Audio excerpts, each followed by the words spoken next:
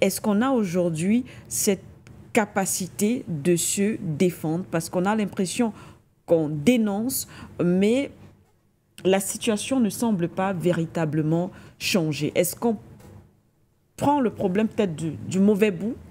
Qu'est-ce qu'il faut faire? Je pense que la capacité, on devra l'acquérir. C'est-à-dire, c'est une obligation de survie. Mais urgemment, parce que de l'autre côté, oui, ça ne dort pas. Absolument. C'est-à-dire, ce n'est plus une négociation aujourd'hui pour survivre en tant qu'État souverain sur le plan international. C'est une nécessité.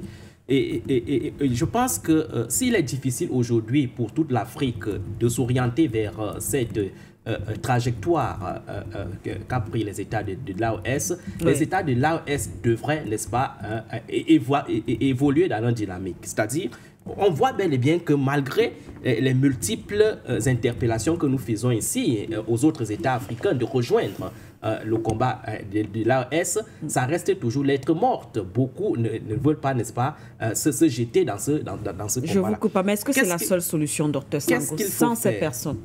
Oui. Oui. Je pense qu'il y a d'autres alternatives. Je suis en train d'orienter que si ces personnes-là, à terme, ne rejoignent pas l'AES, c'est de la responsabilité de l'AES d'évoluer et de continuer dans cette dynamique-là et de construire leur indice de puissance. Pourquoi? Parce qu'en réalité, la Russie a son indice de puissance et vit, n'est-ce pas, avec ses ennemis sur le plan environnemental, sur le plan de l'environnement.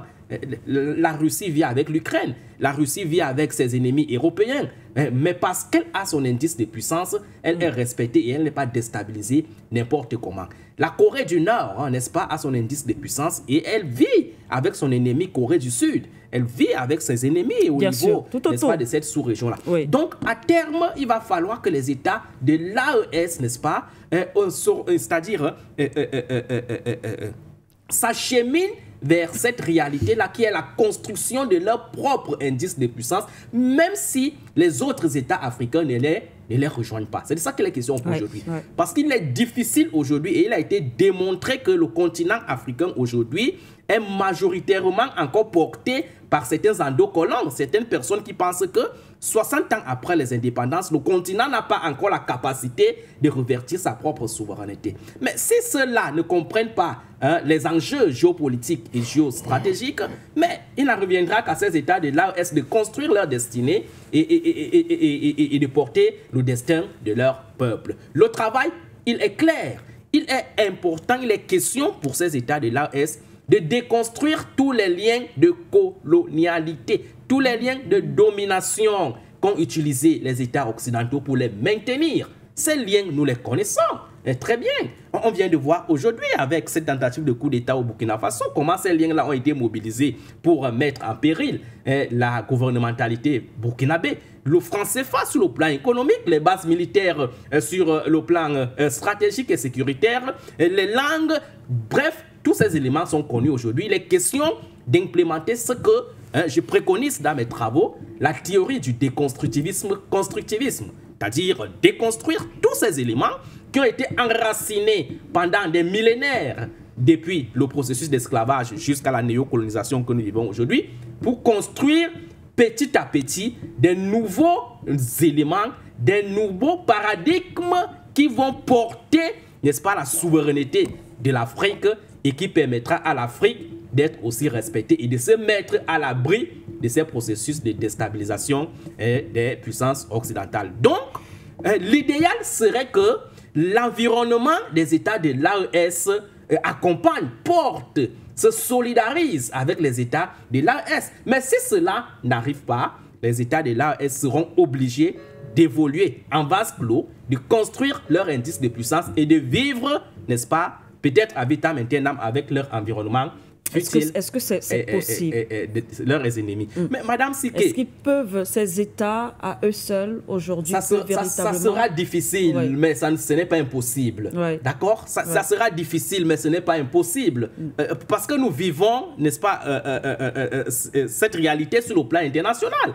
D'accord? Nous vivons des pays qui sont quotidiennement en danger avec leurs ennemis, mais ne peuvent pas, n'arrivent pas à être déstabilisés parce que leurs ennemis sont conscients du fait qu'ils détiennent un élément aussi redoutable de riposte. C'est de ça qu'il est question aujourd'hui. Parce que l'indice de puissance, en réalité, a souvent deux avantages.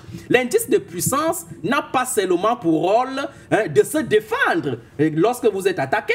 Ça, c'est l'un des rôles. Mais l'indice de puissance permet aussi de dissuader vos ennemis sur le plan international. C'est-à-dire, lorsqu'un ennemi veut vous attaquer et réalise que vous avez les capacités de frappe plus élevées que les leurs, il va réfléchir par 1000 fois avant de vous attaquer. Bref, ça instaure ce qu'on appelle en géopolitique une sorte d'équilibre de la terreur. C'est-à-dire une situation qui voudrait que deux personnes, n'est-ce pas, se neutralisent, oui, parce qu'elles ont des capacités de frappe, n'est-ce pas, réciproques. Cette situation permet donc d'observer une sorte de paix, même si c'est une paix fragile. Donc, voilà un peu les hypothèses que nous préconisons aujourd'hui.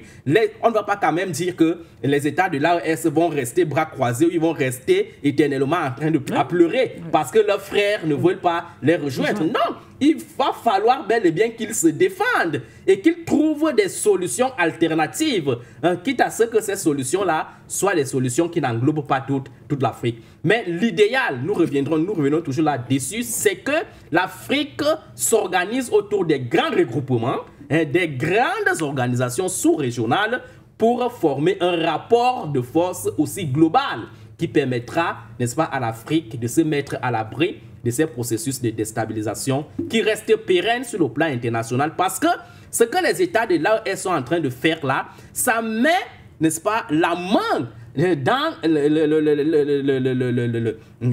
comment dirais-je, dans l'intérêt important des pays occidentaux, parce que les enjeux ne sont pas seulement au niveau des souverainetés africaines.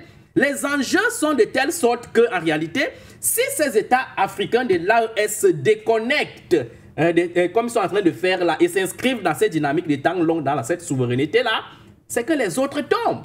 D'accord? Les États comme la France, par exemple, vont chuter.